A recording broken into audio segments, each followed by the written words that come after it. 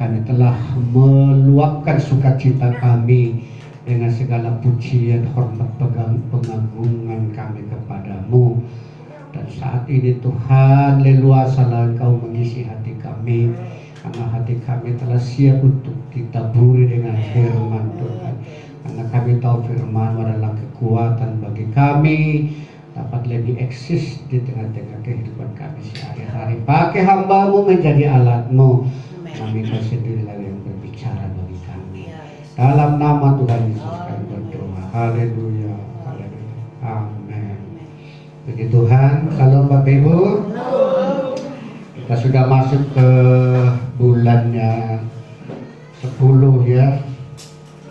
Tidak lama lagi kita akan masuk di bulan perayaan Natal, terus menambah sukacita kita. Baik, kembali kita membuka kitab kita, dan kali ini kita buka di dalam Yohanes pasal yang ke-13. Yohanes pasal 13 ayatnya yang ke-34. Yohanes 13 ayat 34. Katakan amin kalau sudah ketemu. Amin. Yohanes 13 ayat 34. Amin. Biar kita baca bersama-sama. 2, 3 ya.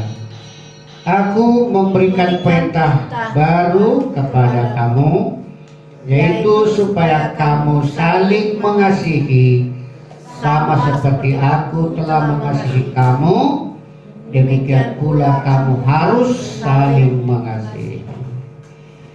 Saudara-saudaraku yang dikasihi Tuhan, kalaupun dikatakan menjadi satu kelebihan, keistimewaan, kekristenan adalah satu ajaran yang luar biasa, yang bahkan tidak ditemui di dalam pengajaran-pengajaran yang lain, yaitu kasih. Ya, ajaran kasih. Kalau dikatakan sebuah keunggulan, sesungguhnya ajaran inilah keunggulan daripada kekristenan kita. Namun saudaraku yang dikasihi Tuhan, kita perlu jujur, ya, kita perlu jujur,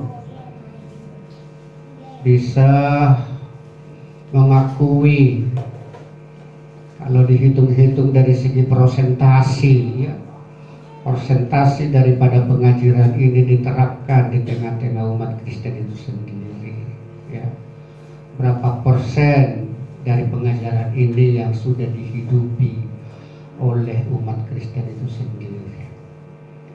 Saya percaya kalau pengajaran ini benar-benar diterapkan oleh umat Kristen itu, maka sesungguhnya nyatalah perbedaan kualitas hidup orang-orang Kristen ini dibandingkan dengan komunitas-komunitas yang lain. Seharusnya nyata. Seharusnya umat Kristen itu sudah menjadi teladan, sudah menjadi panutan, sudah menjadi orang yang didambakan oleh kelompok-kelompok di mana kita berbaur. Tetapi sebagaimana saya katakan tadi, kalau kita jujur, mari kita melihat bagaimana komunitas kekristenan itu. Jadi bisa dikatakan pengajaran kekristenan itu luar biasa, yang tidak bisa dibandingkan dengan pengajaran yang lain. Tetapi menjadi pertanyaannya, seberapa persen dari pengajaran ini yang telah diterapkan oleh umat Kristen itu sendiri? Apakah pengajaran ini hanya sebagai slogan-slogan saja? Apakah pengajaran ini hanya sebuah ungkapan-ungkapan saja? Dan menjadi timbul pertanyaan, mengapa terapan daripada ajaran ini belum sungguh-sungguh nyata di tengah-tengah kehidupan? Dan saya memiliki sebuah pemahaman yang terus-menerus dikembangkan. Dan inilah yang berkaitan dengan Nas kita hari ini, yaitu Yohanes pasal 13 ini ayat 38 itu kita kembali baca lagi. Aku memberikan perintah baru kepada kamu, yaitu supaya kamu saling mengasihi, sama seperti aku telah mengasihi kamu, demikian pula kamu harus saling mengasihi. Di sini dikatakan sebuah perintah baru, ya. Sebuah perintah baru, boleh kita simak, kita garis bawahi, perintah baru, ya. Kenapa? Karena sesungguhnya sudah ada perintah sebelumnya. Sudah ada perintah-perintah sebelumnya. Maka sekarang Yesus memberikan perintah yang baru.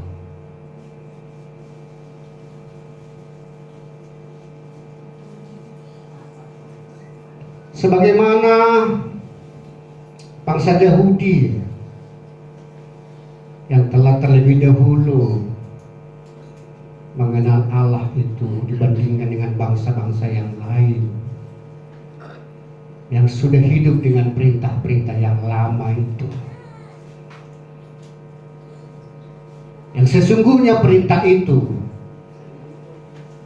khusus kepada mereka karena Yesus belum menyatakan kehadirannya di tengah-tengah umat dunia ini. Tapi sekarang Yesus sudah datang dan bahkan memberikan perintah yang baru. Namun sepertinya di tengah-tengah kehidupan kekristenan hari ini, perintah yang baru ini tidak sungguh-sungguh diterapkan, didalami, direnungkan, dan bahkan seperti memfokuskan kepada perintah yang lama itu. Coba kita lihat apa sesungguhnya perintah yang lama itu. Coba kita buka Alkitab kita yang terambil di dalam Matius pasalnya yang ke-22. Matius pasalnya yang ke-22. Kita mulai baca ayat 37 sampai ayatnya yang yang 40. Bahkan kita baca aja mulai dari ayat 36. Matius 22 ayat 36 sampai ayatnya yang ke-40. Mari baca 2-3 ya. Guru, hukum manakah yang terutama dalam hukum Taurat? Ayat 37. Jawab Yesus kepadanya, kasihilah Tuhan Allahmu dengan segenap hatimu dan dengan segenap jiwamu dan dengan segenap akal budimu. Itulah hukum yang terutama dan yang pertama. Dan hukum yang kedua yang sama dengan itu ialah, kasihilah sesamamu manusia seperti dirimu sendiri. Pada kedua hukum inilah tergantung seluruh hukum Taurat dan kitab para nabi. Jadi sebelum Yesus memberikan perintah yang baru sebagaimana kita baca dan menjadi nats renungan hari ini, ada perintah yang sudah ada sebelumnya. Itu di mana orang-orang itu menanyakan Yesus, apakah hukum yang terutama dalam hukum Taurat? Dan Yesus memberikan jawabannya, kasihilah Tuhan Allah. Para teolog banyak menekankan kata-kata konteks, ya, sesuai konteks gitu. Karena mereka rata-rata mengalami pendidikan di teologi, sehingga sering mereka katakan konteks. Konteks itu kira-kira pemahamannya kapan, di mana, kepada siapa, gitulah kira-kira ya. Jadi mereka katakan sesuai dengan konteksnya. Tapi di dalam hukum ini, di dalam perintah ini, Sepertinya konteks yang diagung-agungkan itu tidak sinkron. Itu makanya betapa bangganya kita menekankan hukum yang lama ini, ya, perintah yang lama ini. Sementara perintah yang baru ini sepertinya dikesampingkan. Padahal Yesus sudah memberikan perintah yang baru. Apa dikatakan tadi dari perintah yang lama? Kasihilah Tuhan Allahmu dengan segenap. Sungguh enak Bapak Ibu dikasih Tuhan. Sungguh mulia.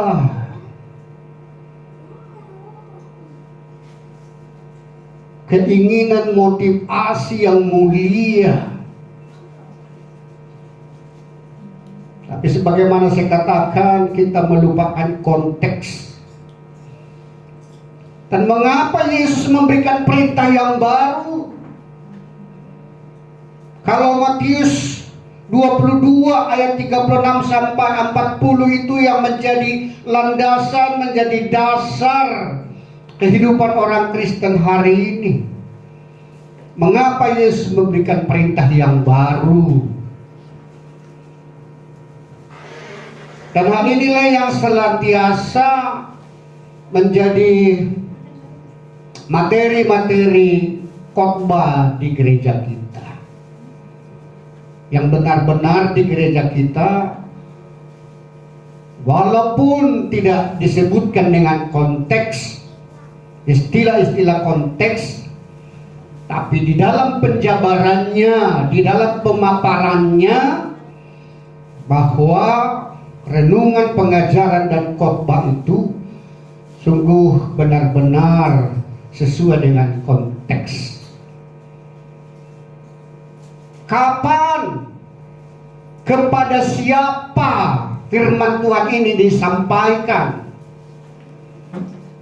Tetapi Kristen pada umumnya, apakah karena kurangnya pengertian sehingga secara membabi buta apa yang tertulis di dalam Alkitab ini, pokoknya sama rata mau dibagikan. Padahal ada saatnya ini disampaikan pada zaman itu, ini disampaikan pada kelompok-kelompok tertentu. Sebagaimana hukum Taurat itu yang sampai hari ini masih diperdebatkan, kepada siapakah hukum Taurat itu disampaikan.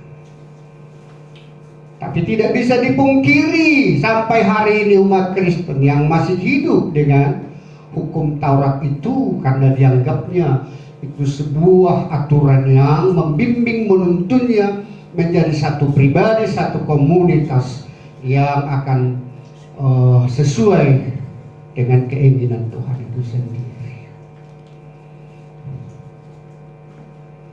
Saudara-saudara yang dikasihi Tuhan, bahwa apa yang disampaikan oleh Tuhan Yesus dengan menjawab mereka,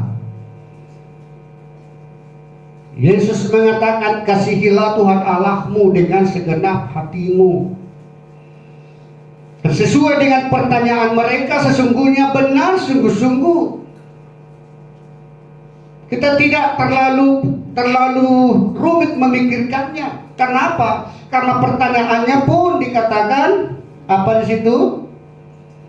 Ayat 36 itu apa? Guru, hukum manakah yang terutama dalam hukum Taurat? Nah, sudah berkali-kali disampaikan di tempat ini bahwa hukum Taurat itu tidak akan bisa dicapai oleh satu orang pun di dunia ini sampai kapanpun. Amin. Amin.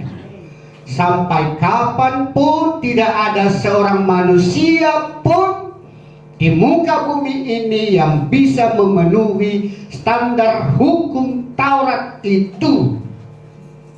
Dan hanya satu-satunya Yesus Kristuslah yang menggenapi hukum Taurat itu.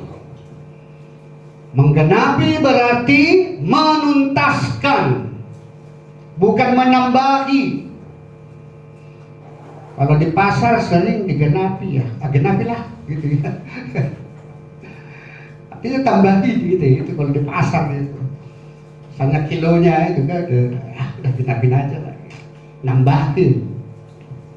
Kalau menggenapi berarti menuntaskan, mengakhiri, ya. Jadi hukum Taurat itu digenapi oleh Tuhan Yesus, dituntaskan, diakhiri. Itu makanya dia berbicara di kayu salib dengan mengatakan sudah selesai.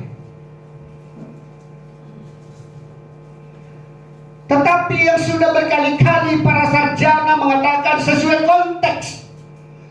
konteks. Tapi ternyata terapannya sampai hari ini apa sesuai konteks? Ataukah hanya sebuah istilah saja konteks itu? Karena tidak bisa dipungkiri bahwa kita masih hidup dengan hukum yang sesungguhnya ada berada di kehidupan masa lalu. Sudah digenapi oleh Tuhan Yesus, sudah selesai. Itu makanya dia memberikan perintah yang baru. Kenapa? Karena Yesus menyampaikan ini dengan pemahaman bahwa hukum yang disampaikan ini sudah dapat dipastikan itu di luar kemampuan dan jangkauan.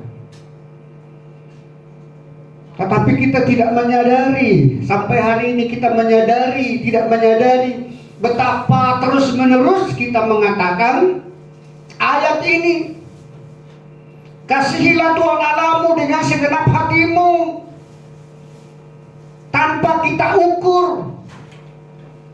Karena Matius 22 ini bahagian dari hukum Taurat, bahkan dari pusat sentral dari hukum Taurat, di mana hukum Taurat itu adalah sebuah usaha, inisiatif daripada manusia untuk dia mencapai, memenuhi standar layak di hadapan Tuhan.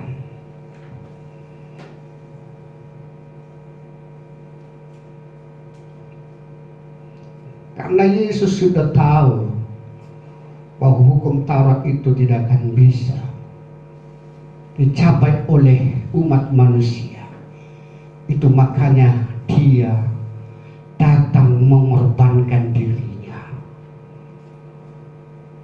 Dan sebagaimana minggu kemarin yang menjadi inti dari khotbah hari ini, yaitu bahwa kasih yang terbesar yang pernah terjadi di muka bumi ini adalah Yesus mati. Itu adalah kasih terbesar. Kasih yang terbesar yang terjadi di muka bumi ini adalah Yesus mati. Tapi pengajaran tentang Yesus mati adalah sebuah olok-olokan bagi dunia ini. Itu makanya harus kita sadari bahwa dunia ini terbagi dua. Ada terang, ada gelap. Ada kebenaran, ada dosa. Ada Allah, ada iblis. Hanya dua. Yang mempercayai bahwa Yesus mati adalah kasih terbesar, ada di pihak yang mana? Yang menganggap kematian Yesus adalah sebuah olok-olokan, ada di pihak yang mana?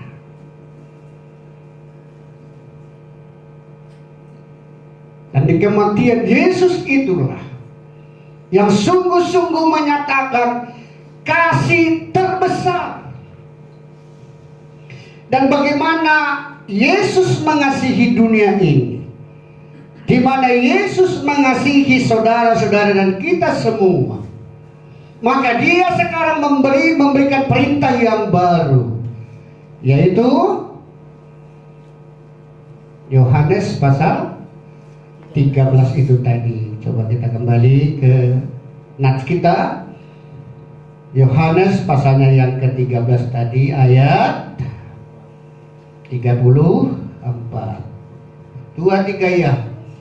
Aku memberikan perintah baru kepada kamu, yaitu supaya kamu saling mengasihi, sama seperti aku telah mengasihi kamu, demikian pula kamu harus saling mengasihi. Saudara-saudara dan kita semua, biarlah kita saling mengasihi sebagaimana Yesus sudah, bukan akan, ya, sudah mengasihi kita. Dan kasih terbesar adalah Yesus mati. Coba kita lihat di ayat di ayat Yohanes 13 ayat Yohanes 15. Yohanes 15 ayat 13. Apa di sana?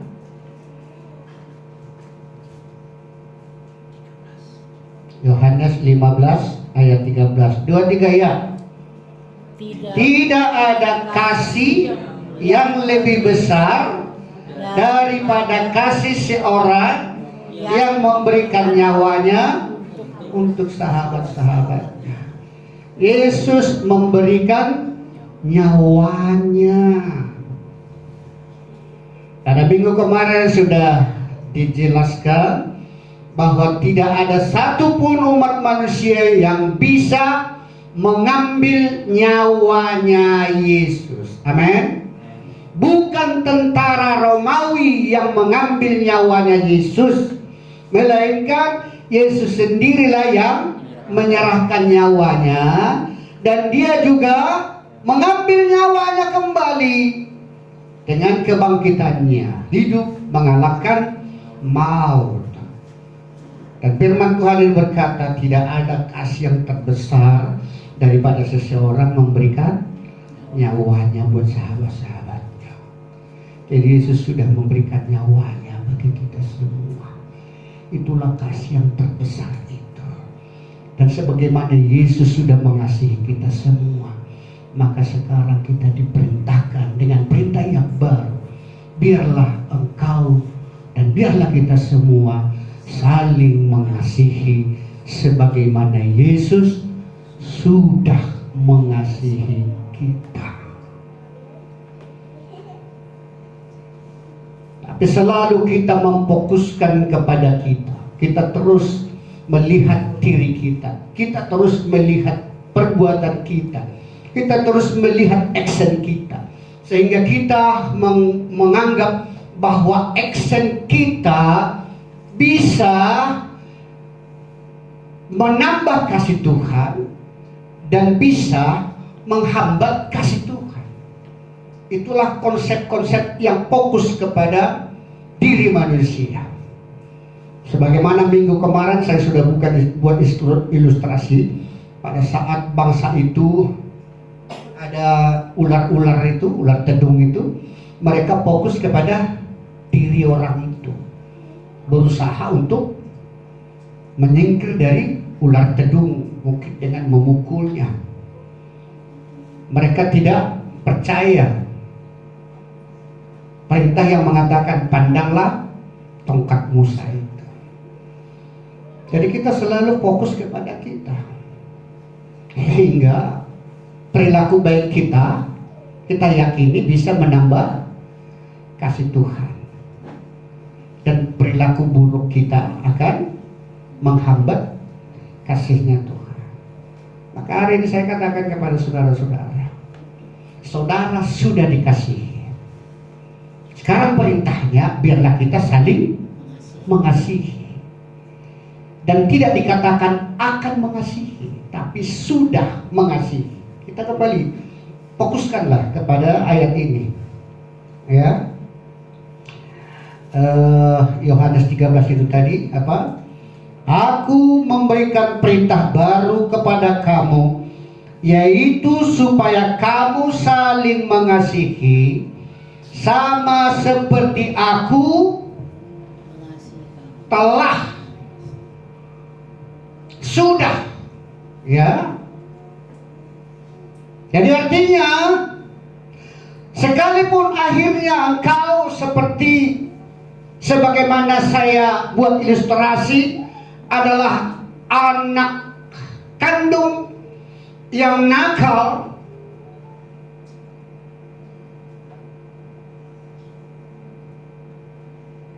namun statusmu sebagai anak kandung tidak pernah dicabut.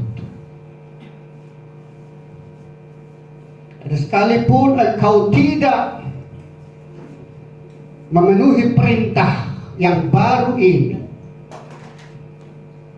tapi ketahuilah bahwa kasih Allah itu tetap mengalir kepadamu. Cepat atau lambat, bahwa kebandalan kita tidak akan pernah mengalahkan kebaikan kemurahan Tuhan. Amin. Amin. Amin. Kebandalan umat manusia tidak pernah menaklukkan, mengalahkan kebaikan kemurahan Tuhan. Jangan ganti karena anak kita bandel. Kita ganti kasih kita karena kita menganggap kasih kita tidak mampu mengubah kenakalan anak kita. Sehingga kasih kita gantikan dengan segala sanksi-sanksi yang lain. Kita menganggap supaya kapok, supaya jerak. Di dalam kekristenan tidaklah demikian. Oleh karena itu terus khotbahkan kebaikan Tuhan. Sebetapa degilnya kita, sebetapa degilnya umat Kristen hari ini, tapi khotbah dan pengajaran jangan pernah dirubah sehingga memunculkan hukum Taurat kembali. Mata diganti mata, seperti ada di tempat sana. Tapi kekristenan jangan gantikan. Kalau saya katakan tadi di awal bahwa keunggulan, kalau dikatakan sebuah keunggulan pengajaran kekristenan itu adalah kasih. Oleh karena itu ajaran kasih itulah yang harus. Tapi sebagaimana saya katakan, kapan dan mengapa ajaran yang sangat luar biasa ini belum terterapkan di komunitas kita?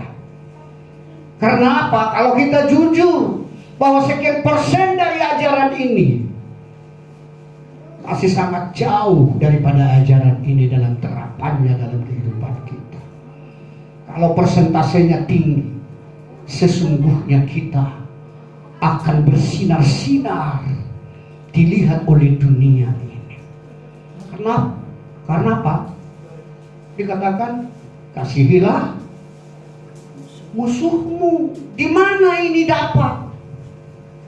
Di mana ajaran ini ada? Kasihilah musuhmu.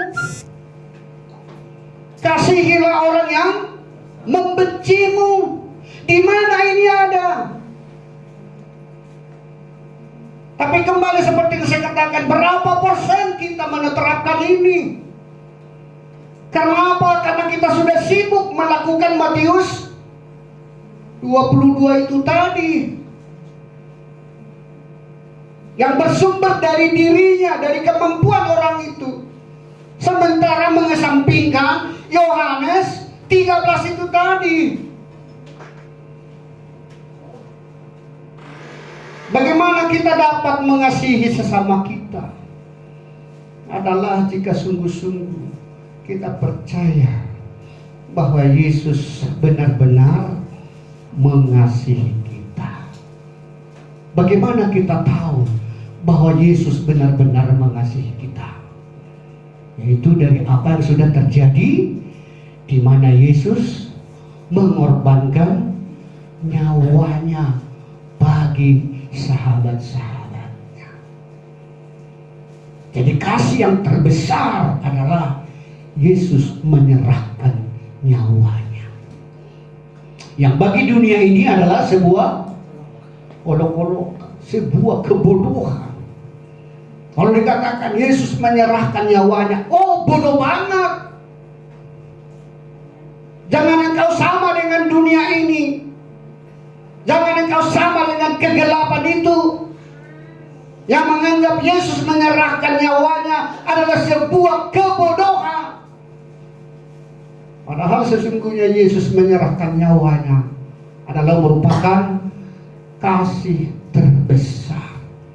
Jadi pertanyaannya bagi kita sekarang, seberapa dalamnya kita renungkan pengorbanan ini? Seberapa sukacitanya, seberapa besar respon kita untuk mengucapkan pengorbanan yang tidak ada bandingannya ini?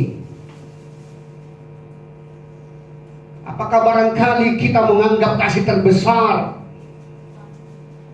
jika ada berkat-berkat materi yang kita terima?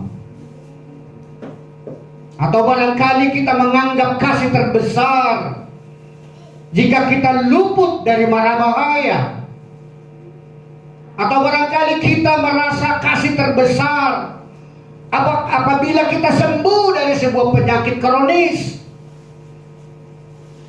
Betul, semuanya itu adalah bagian dari kemurahan dan kasih Allah. Tapi kasih yang terbesar adalah Yesus menyerahkan nyawanya untuk sahabat-sahabat yang dikasihinya. Tapi yang merupakan olok-olok bagi dunia ini yang tidak tahu. Orang yang mengolok-olok kematian Yesus, orang yang mengolok-olok dan menganggap sebuah kebodohan kematian Yesus, jelas orang itu adalah orang yang mengandalkan kebaikan dirinya. Amin. Amin. Karena mereka menganggap di dalam dirinya ada kebaikan. Padahal kalau kembali lagi, kalau kebaikan kita menjadi modal kita untuk kita layak di hadapan Tuhan, maka sebagaimana Matius 22 itu, bahwa itu tidak akan bisa dicapai oleh orang. Jadi kalau kebaikan agama, kalau kebaikan manusia itu, maka sudah dapat dipastikan bahwa orang itu tidak akan pernah mencapai standar kekudusan, standar kemuliaan Allah. Amin. Amin. Tapi jika kita kembali saudara kepada kasih Tuhan, pada saat kita percaya kepada kasih Tuhan, kita renungkan terus kebaikan kemurahan Tuhan dengan pengorbanannya, maka kita memiliki kasih itu, kita berlimpah-limpah dengan kasih itu. Maka Matius 22 ayat 36 sampai 40 engkau akan terapkan di tengah-tengah kehidupanmu tanpa engkau memprogramkannya itu. Amin. Amin. Jadi Matius 22 ayat 36 sampai 40 itu adalah dengan sendirinya engkau terapkan. Terterapkan. Bukan engkau terapkan, tapi terterapkan. Amin. Amin. Terterapkan, terrealisasi dalam hidup kita, sehingga kita tidak perlu mengumandangkan itu, tapi dalam kenyataannya maka terjadilah bahwa komunitas umat Kristen ini menjadi satu komunitas yang bisa dibanggakan, bisa menjadi teladan, bisa menjadi percontohan. Apakah itu dalam rumah tangga, berumah tangga, ayah dan ibu, hubungan ayah dan ibu, hubungan orang tua dengan anak, hubungan anak dengan saudara-saudaranya, akan dapat dilihat, disaksikan oleh para tetangga. Kok beda banget mereka ini.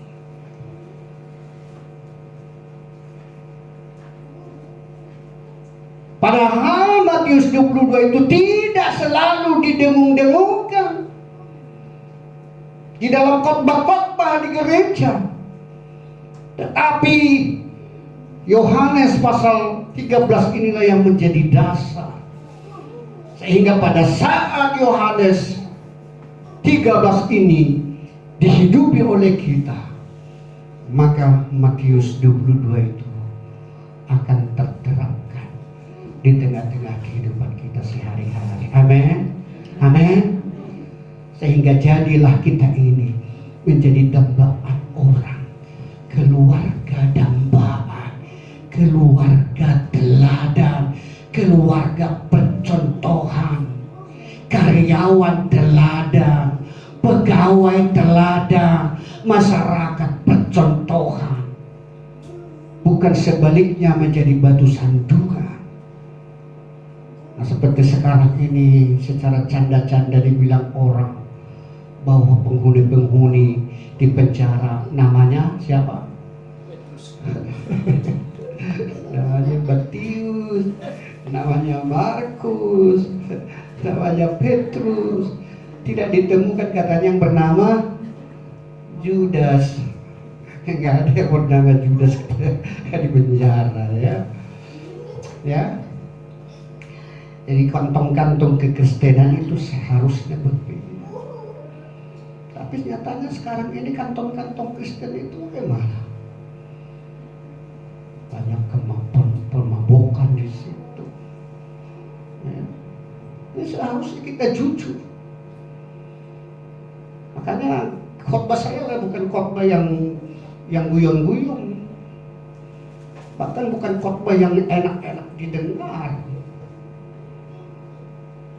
Tetapi firman Tuhan yang benar. Tapi saya percaya pada saat kita renungkan itu,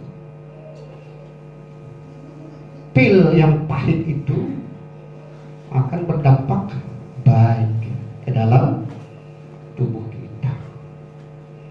Sebaliknya, makanan-makanan yang enak di sana, yang manis, yang harum, ternyata banyak mengandung racun. Racun sedikit bagi kita, sekali makan tidak membunuh kita, tetapi lama numpuk-numpuk racun itu. Sekarang pertanyaannya, saudara kasih Tuhan, kalau dikatakan hukum Taurat itu, apa dikatakan? Bahwa pelayanan yang tertulis di loh-loh batu itu adalah pelayanan kematian. Ya, ada ayatnya mengatakan itu, di loh batu, di loh pelayanan kematian.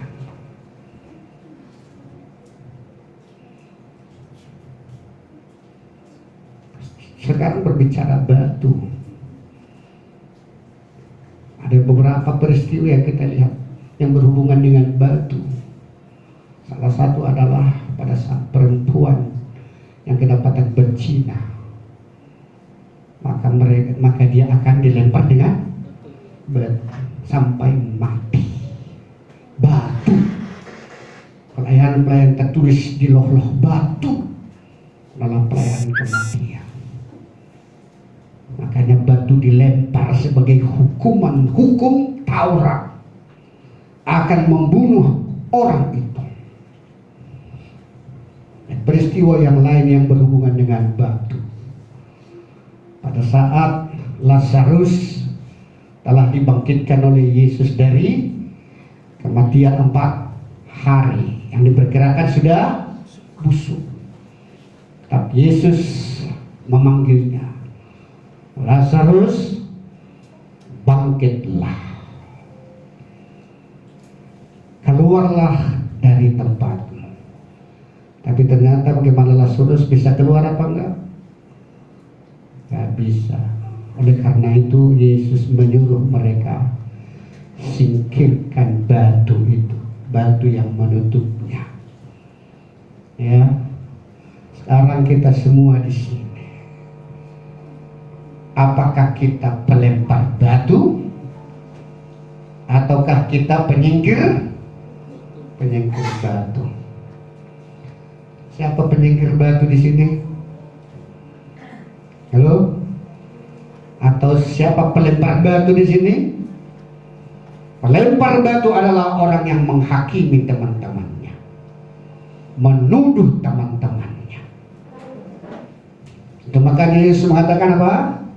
Selumbar di mata kita, di seberang lautan. Sementara balok di mata kita tidak kelihatan. Itu terjadi bagi orang-orang pelempar batu, sebagaimana orang-orang Farisi itu yang siap untuk melempar batu. Tapi pada saat Yesus menantangnya, apa perkataannya?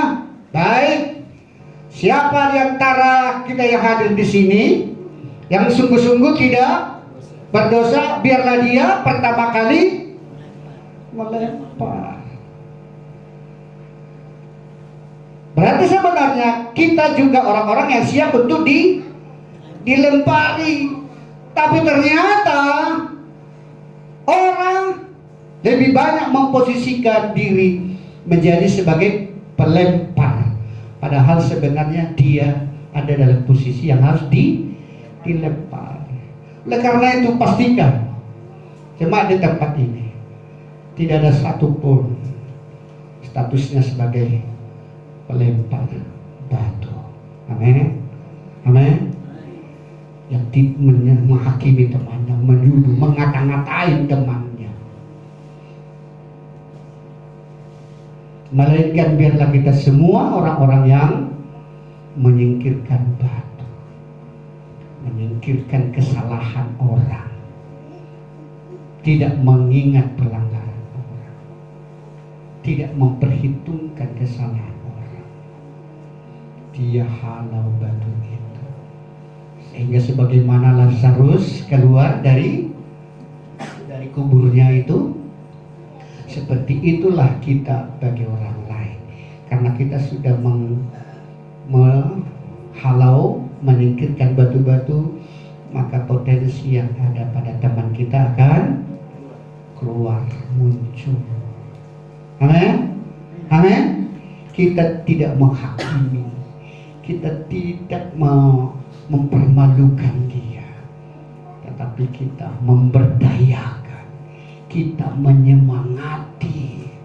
Itulah sungguh-sungguh dampak dari kasih yang sungguh-sungguh kita rasakan. Jadi biarlah kamu saling mengasihi sebagaimana Kristus sudah mengasihi kita.